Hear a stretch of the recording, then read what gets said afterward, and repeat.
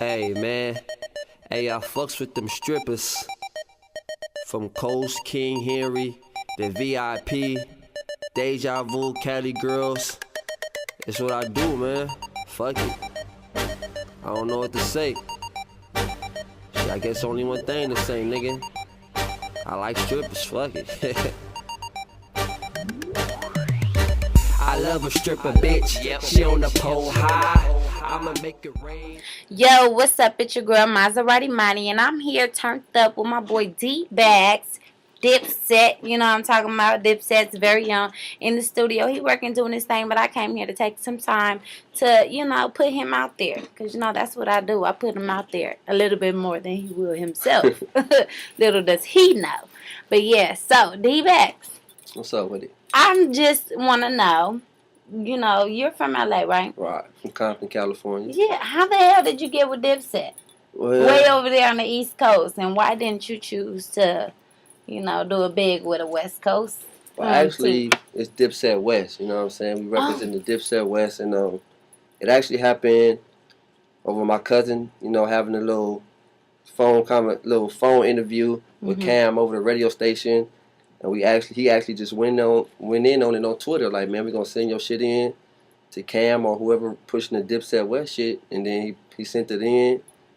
Cam, sent us the person who we need to link up with out here, and just went from there. Period. And now you're here, Dipset West representing.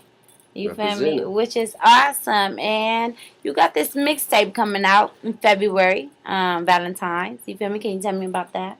Yeah, I got a mixtape coming out called A Thin Line. I put one out for the street, so basically I'm doing this one for the ladies. It's basically a thin line between all types of women, from the ratchets to the strippers to the home women to the independent women. You know what I mean? It's just for all women, basically, but I'm going to definitely have some hits on there for the fellas, too. Yeah, that they can relate to. Yeah, with exactly. The women. For so everybody. why did you feel that you wanted to, which is great, and we do appreciate, when guys, shout out for the women, but what made you want to go that route for the women?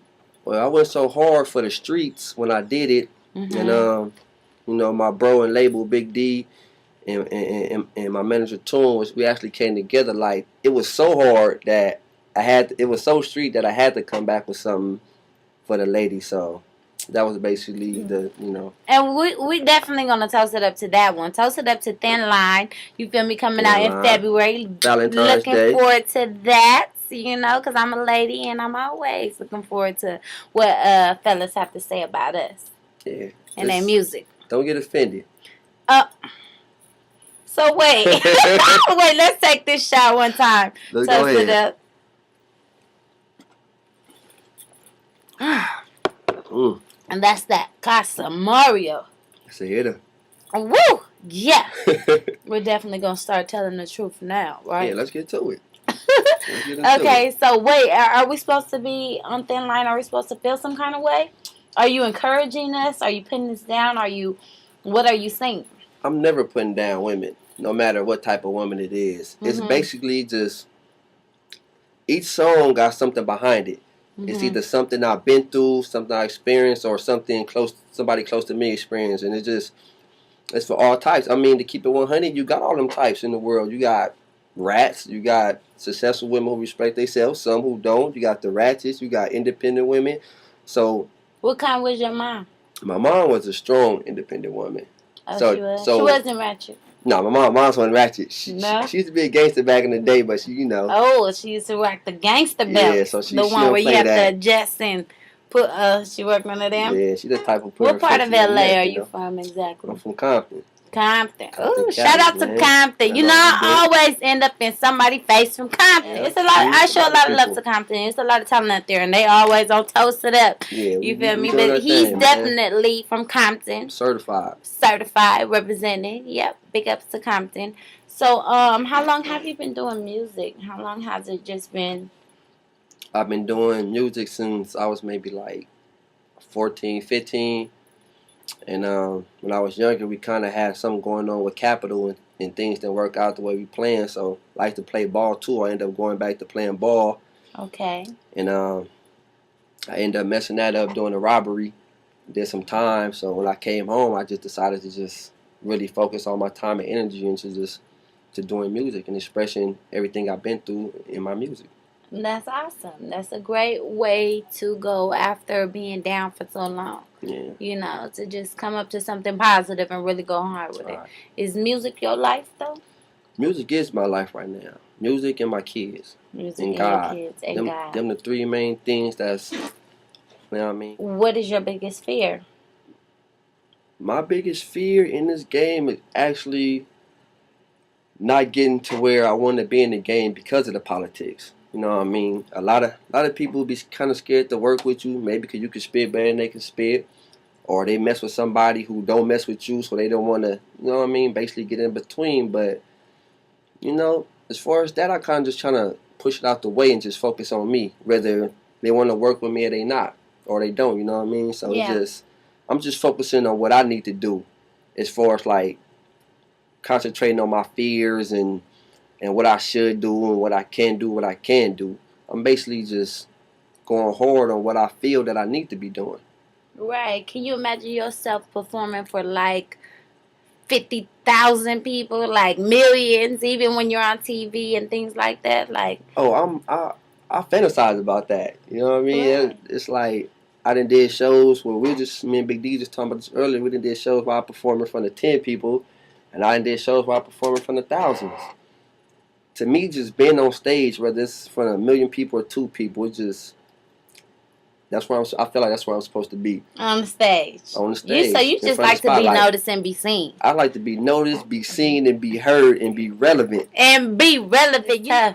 It really is tough. Like, even for me, it's tough. But I always respect those who are up and coming, and I like to toast it up with those kind that have not made it all the way yet. Right. Because those are the best stories. Exactly. You feel me? Like the ones who made it, we already know where you been. Yeah, because we still on the grind, so we got a story to tell. Definitely, and it's the struggle that keeps people interested. Like, dang, he really won it. Exactly. You feel me? Like, how bad do you want it though? Man, I got a verse in my song to say, I'm like Afghanistan, you know what I mean? I believe in this so much, you know what I mean? I'll put a bomb in my shoe for it, you feel me? It's like I basically put my life on the line for this music because I feel like this is it for me. You know what I mean? If I don't make it in this music industry, it's basically I'm gonna be working to make somebody else rich.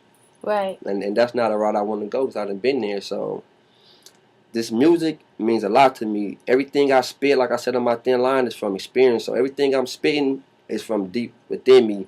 And a lot of people say that, like, you don't got a lot of club songs. I got a few, but people say, man, you don't got a lot of party songs because, you know, I'm not there yet. I don't feel like I'm in a part of my career where I feel like I'm partying or where I can party. So right now, I'm basically I'm making soul music. You know what I mean? Basically rock star music. I call myself the king of hip rock. So I'm basically making that type of music to I'm kind of mixing it all in so I can get to that point to where I can start yelling out party music. But right now you're making the food for the party. Right now, I'm making party favorites. I'm prepping the ingredients. Yes. I'm prepping the ingredients to so get to the party stage. So that at the end of this meal, when we feast, you're going to party. Right. Once I finish prepping everything and mix it all in, then that's when it's time to party. But right now, it's grind. And I respect that. I respect your grind, you feel me? You just go hard and just don't let nothing discourage you. You feel me? Grinding. And always keep positive thoughts in your head because you said this is your life. Always. And you got it on the line for it, so I'm going to need to see you get rich or die trying, bruh. Putting it on the line. You feel me? Go hard, bruh. That's what I'm talking about.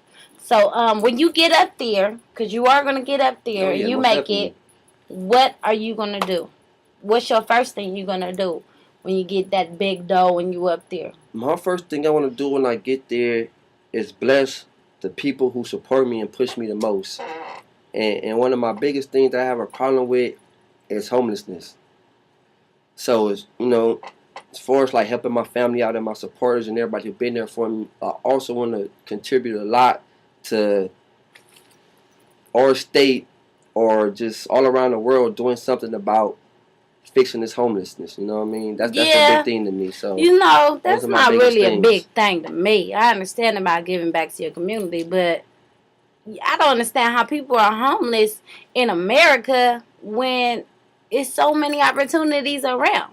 You're supposed to keep yourself able. You right. And capable. You right. So I can respect a man who's walking, talking, and got his hand out. You got both your hands, bruh. You right. So why not use both your hands instead of trying to beg? Build you a foundation. You feel me? Is it because your spirit's gone, your soul is gone, your mind is gone?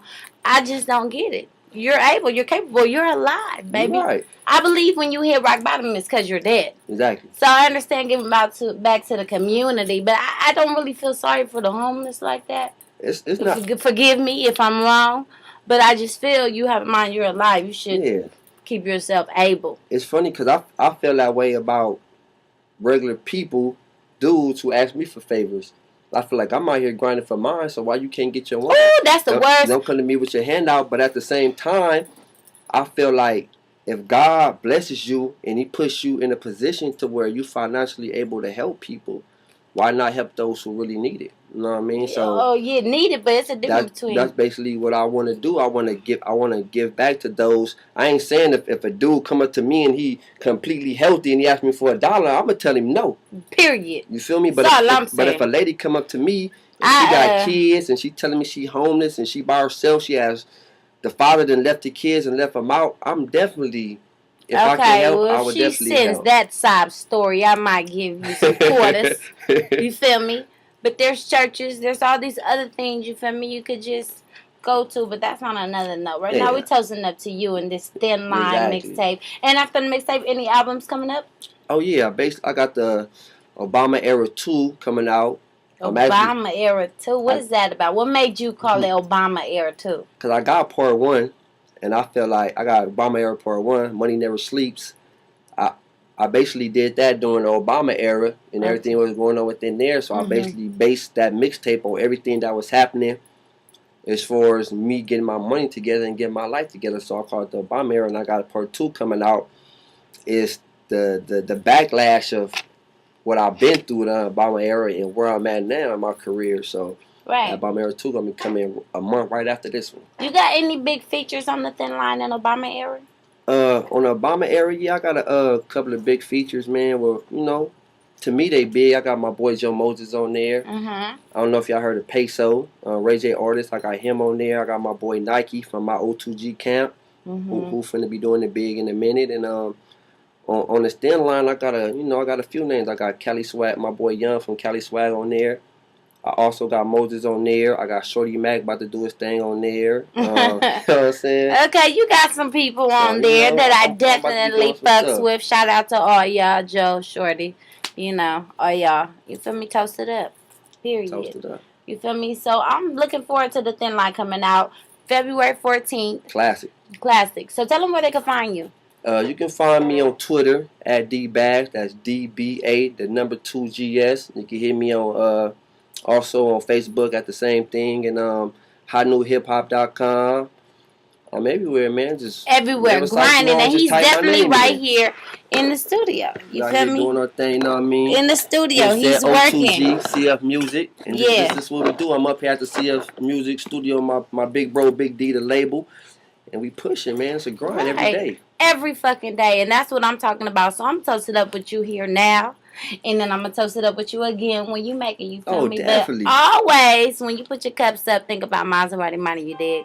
Toast it up. And we out of here. Clearly, you got to call. I got a call. So, yeah. We gone. We gone, baby. In a minute, baby. Maserati. Period. Toast it up.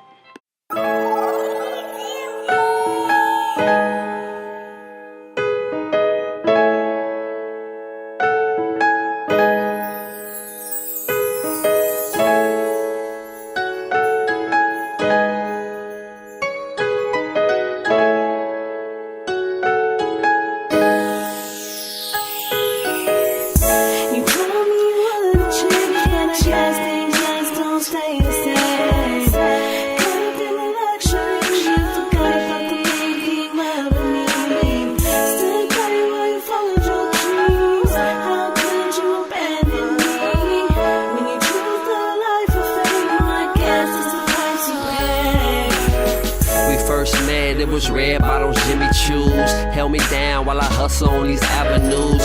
Fur coats from the Gucci to the Fendi. When I wasn't Dipset, just indie. When we shop private lunches down on Melrose.